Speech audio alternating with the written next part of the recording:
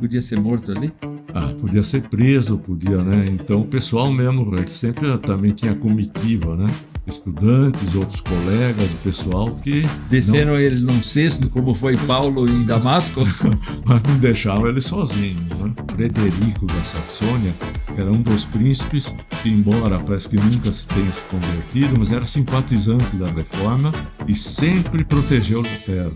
E ele falou pro imperador, pega leve, que esse é uma pessoa especial.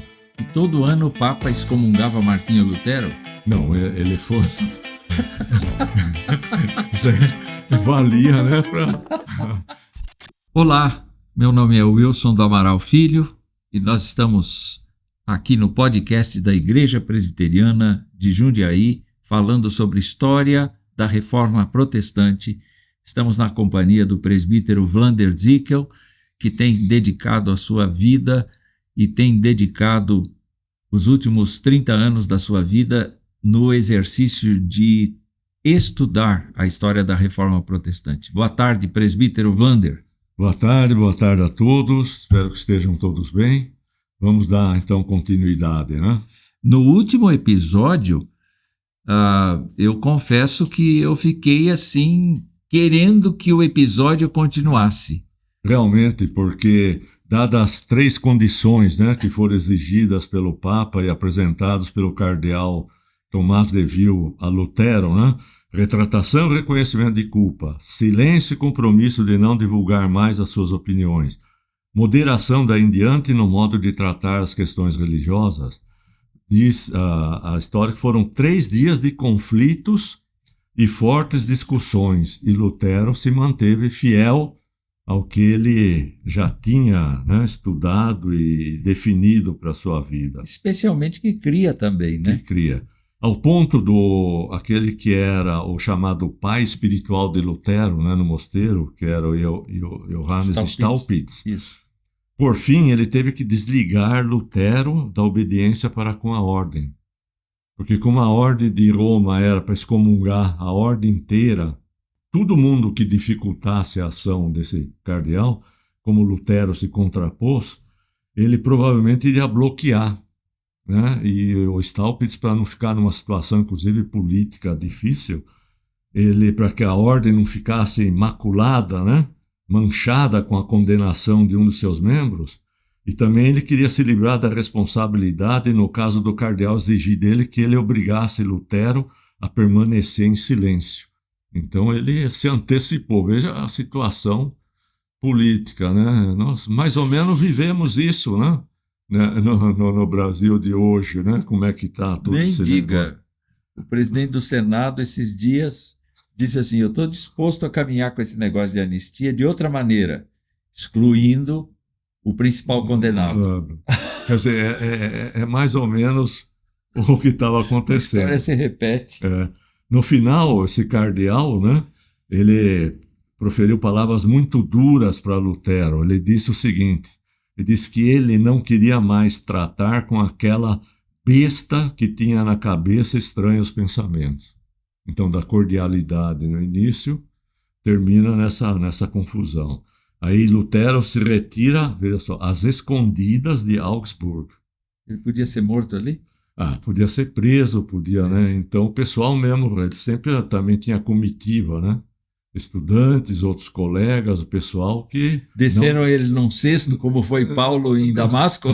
Mas não deixavam ele sozinho, né? Sim. E daí leva ele de volta a Wittenberg e lá ele é recebido com regozijo, uma festa, porque a turma já não gostava muito, né, dessa pressão da própria igreja em cima do país em si, né? Sim. Aí em 28 de janeiro de 1521, ver como vai evoluindo, né? Tem na cidade de Worms a chamada primeira dieta, também essa Assembleia do Império, aí já presidida pelo imperador Carlos V, que havia sido coroado, veja só, 3 meses antes, e diante da coroação ele jurou manter a fé, defender a igreja e prestar submissão ao Papa e à Sé em Roma. Isso era aquele processo todo de unção, de imperador, né, que a igreja fazia. Tá? A gente sabe que essa reunião deve ser realizada na cidade de Nuremberg, que é bem maior, né?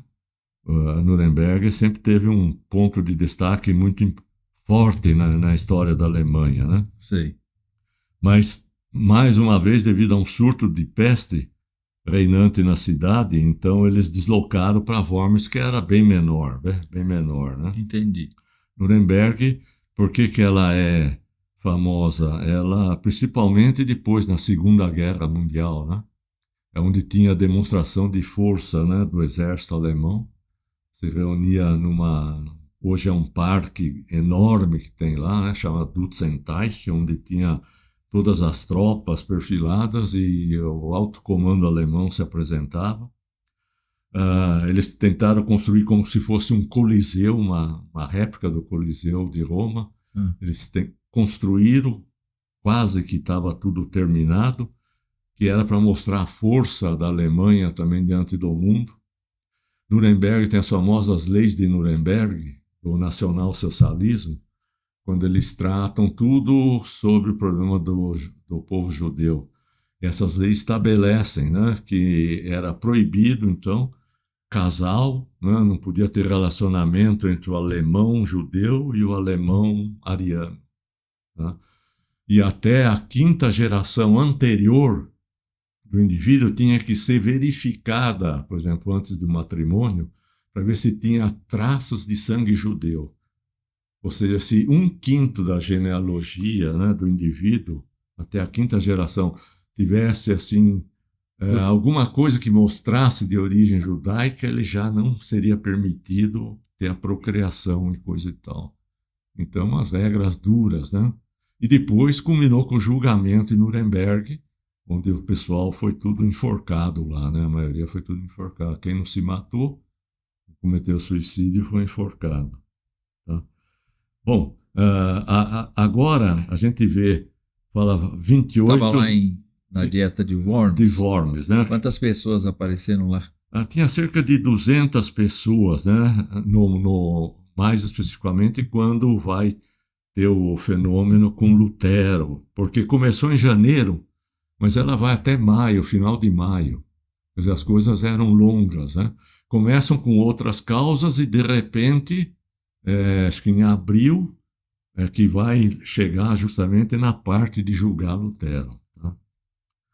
Aí também tinha autoridades da cidade, os duques, condes, arcebispos, bispos, embaixadores, delegados das cidades imperiais, legados do Papa, outras autoridades eclesiásticas.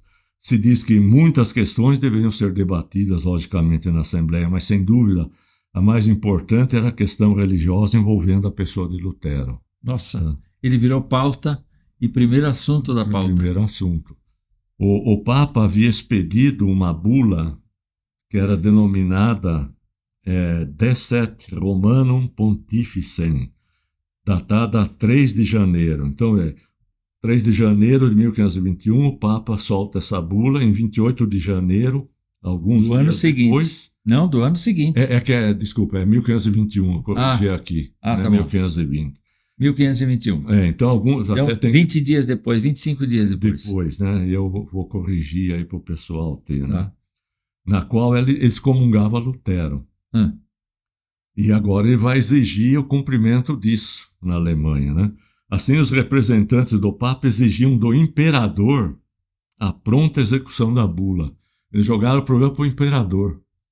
Porque não era uma excomunhão de um simples indivíduo que a própria igreja local poderia resolver. E a igreja local estava apoiando Lutero. Então, já tinha confusão, eles passaram a exigir do imperador, já que eles tinham feito a própria investidura, vamos dizer assim, do imperador, né? Nomeado imperador. Tá? E o imperador estava, então, sob forte pressão. Porém, eu mesmo já estava magoado com o Papa Leão X por questão política. Ainda bem, né? Que tinha problema. Já ele segurou. Por outro lado, tinha muito bom relacionamento com Frederico da Saxônia, que era um dos príncipes, que embora parece que nunca tenha se convertido, mas era simpatizante da reforma e sempre protegeu Lutero. E ele falou para o imperador: pega leve, que esse é uma pessoa especial. Na verdade, a gente vê também não apenas a questão do impacto religioso das afirmações de Lutero, mas a gente vê o impacto que essas afirmações causaram na política. Porque a política pressupunha o poder da igreja sobre o Estado. E eu acho que os alemães estavam enjoados disso, né? Tava. A Europa, de uma certa forma, já tinha suas reservas, né? Isso. Espanha, Portugal ainda, mas a Alemanha e o norte da Europa já não estavam muito sujeitos a E isso. quando uma voz se levanta para atacar um problema específico da religião, a política vai na sombra. Vai na sombra desse. E vai influenciando outros, né? E aí, então, cobre Lutero, protege Lutero por conta do seu interesse político, provavelmente. Exato.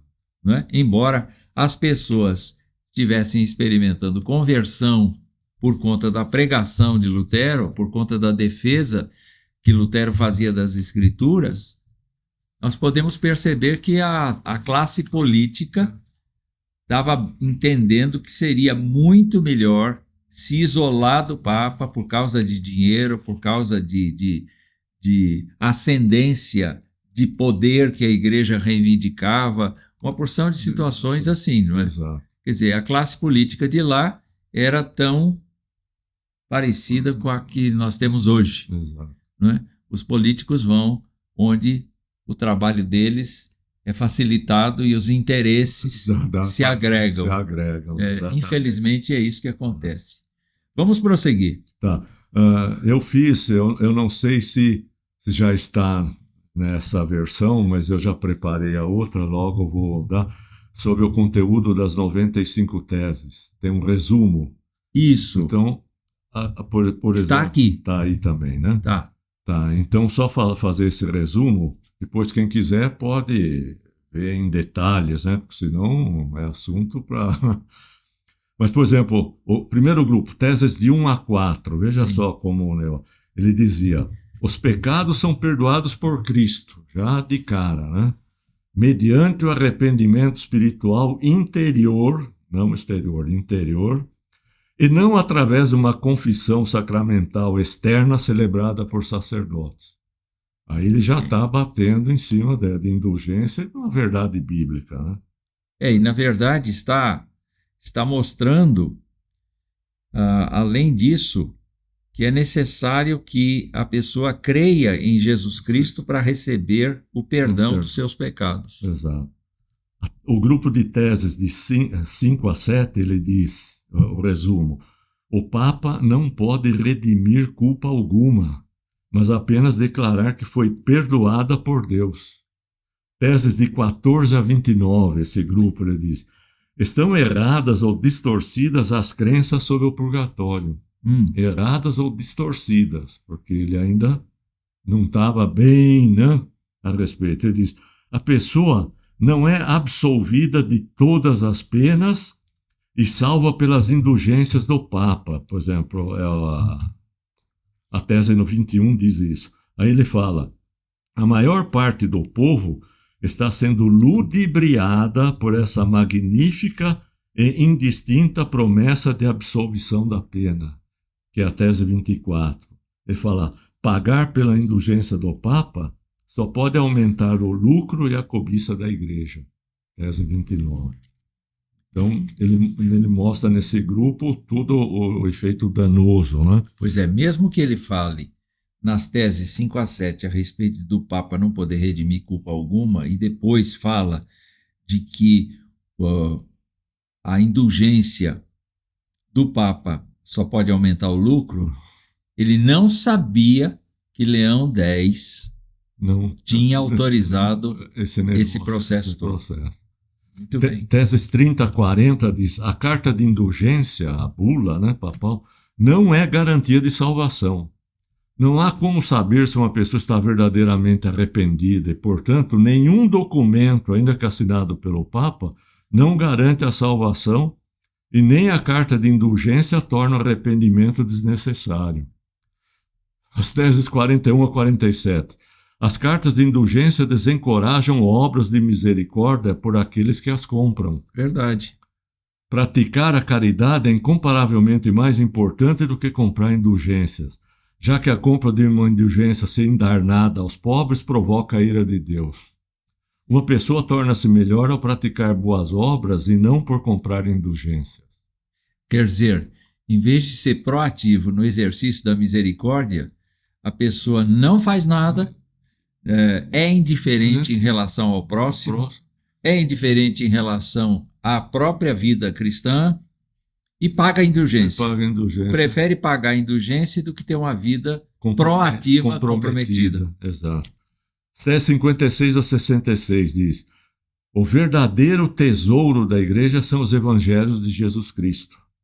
Os evangelhos são, olha agora o que ele fala, os evangelhos são as redes com que outrora se pescavam homens e os tornavam ricos, enquanto as indulgências são redes para pescar a riqueza dos homens. Belo trocadilho, hein? Trocadilho. Belo trocadilho. Vamos lá. Tese 67 a 80. Elas dizem respeito, discorrem sobre os problemas causados pela forma como as indulgências estavam sendo pregadas. De qualquer jeito, em qualquer lugar. Teses 81 a 91. Estamos chegando lá. Apresentam as objeções feitas pelos fiéis, que os fiéis perguntavam, para as quais não há respostas, e que ignorar essas questões significa expor a igreja e o Papa à zombaria dos inimigos e fazer os cristãos infelizes. Porque alguém pensava, raciocinava e falava, mas qual o sentido disso, Como que o pastor falou agora, Quer dizer, em vez de se preocupar com o próximo, com a coisa, qual o sentido que tinha? E perguntazinha mais, escuta, mas o perdão não deve ser através disso? Eu estou imaginando, os tipos de perguntas. E aí não havia resposta, porque iria contradizer a teologia das indulgências. Teses 92 a 95, elas finalizam exortando os cristãos a se esforçarem por seguir a Cristo, seu cabeça. Então, esse é um resumo. O que a gente observa aqui neste conjunto todo é que, efetivamente nós precisamos perceber nestas frases de Lutero, estas teses de Lutero, que elas eram já de um coração abalado pela Escritura, que Lutero já tinha sido confrontado com a Escritura, já tinha exposto livros da Bíblia na sua classe de universidade, já tinha debatido com outras pessoas a respeito desse assunto, mas a forma como ele coloca, de fato, tem a pretensão de provocar uma reação nos intelectuais da universidade. Sim. Parece que essa era uma praxe comum exatamente, de todos aqueles que queriam colocar em debate uma determinada questão. Ao olhar para essas teses, a gente verifica que já está enraizada nele a ideia da graça, a ideia da salvação pela fé, a ideia de não ter mais qualquer ligação com a indulgência em si. Com intercessão externa. Com a confissão ao Padre. Já tinha na sua forma de apresentar aí a ideia da valorização do Evangelho de Jesus Cristo. E chamando para que os fiéis deveriam se esforçar para seguir a Cristo como cabeça, Cabeça da Exatamente. Vamos prosseguir. Tá. Em 6 de março, agora já alguns meses depois, 2 meses depois, 1521, aí sim vem a citação para que Lutero comparecesse à presença de Carlos V. Quer dizer, a coisa já está ocorrendo, a dieta em Worms, E daqui a pouco já vai se transformar, então, no tribunal para analisar a questão específica de Lutero. Uma observação, em 28 de março, era uma quinta-feira santa, segundo o costume da época, que foi até 1770, depois acabou com isso a própria igreja, mas segundo o costume, nesse dia o Papa Leão X, em uma grande encenação, depois de lançar do alto do trono pontifício a bênção aos fiéis, né, que ele leu a bula In Coena Domini, que era denominada a bula das maldições. Veja só, prática que durou até 1770. O que era isso? Era os assistentes do Papa, eles viravam para baixo, tudo tochas acesas, e jogavam violentamente contra o solo, como se fossem chamas do inferno, símbolo dos excomungados e das almas condenadas. E aí diz, né, o relato, então o povo atemorizado ouvia as palavras de maldição, e eram o seguinte: Leão X, bispo, servo dos servos de Deus, para guardar a santa comunhão dos fiéis, seguimos o costume antigo, excomungamos e amaldiçoamos da parte de Deus onipotente, no caso o Pai, o Filho e o Espírito Santo, e segundo o poder dos apóstolos São Pedro e São Paulo e o nosso próprio poder, amaldiçoamos a todos os hereges, os cátaros, os patarinos, que procediam de uma seita quase extinta do maniqueísmo, depois falamos sobre isso, e Martinho Lutero, ele está excomungando tudo isso. Há pouco por nós condenado por heresia semelhante. Então, toda a Quinta-feira Santa tinha essa maldição, onde eles tinham essa encenação, e era para excomungar e as almas que eles consideravam que estavam condenadas. E todo ano o Papa excomungava Martinho Lutero? Não, ele foi... Isso aí valia, né, para geral. Até hoje acontece, só que não mais, provavelmente não é mais na Quinta-feira Santa, né? É uma prática que foi até 1770, pelo que diz aí. Agora, isso era a ideia apenas de Leão X? Ou era uma coisa assim sacramentada pelo Concílio de Trento também? Será? Não, acho que já tinha isso. Antes disso? Antes disso. Já tinha. Isso daí, quando eles falam, né, amaldiçoamos a todos os hereges, que nós sabemos, né, que quando diverge de uma verdade, né, os cátaros, patarinos, que eram seitas, nós vimos rapidamente isso, que vinham de uma seita quase extinta do maniqueísmo, lembrando que eram os maniqueus, né? Quem sabe, então, você que está nos ouvindo pode ouvir as explicações de quem são os patarinos, de quem são os cátaros, no próximo episódio, porque o nosso tempo está acabando e nós temos que encerrar esse episódio. Eu vejo o presbítero Vlander querendo continuar aqui, mas infelizmente nós temos que parar, de acordo com a nossa política de tamanho do podcast, né? Para não saturar todo mundo, né? Mas então, logo mais a gente vai poder estar falando um pouquinho mais disso, inclusive sobre maniqueísmo, né?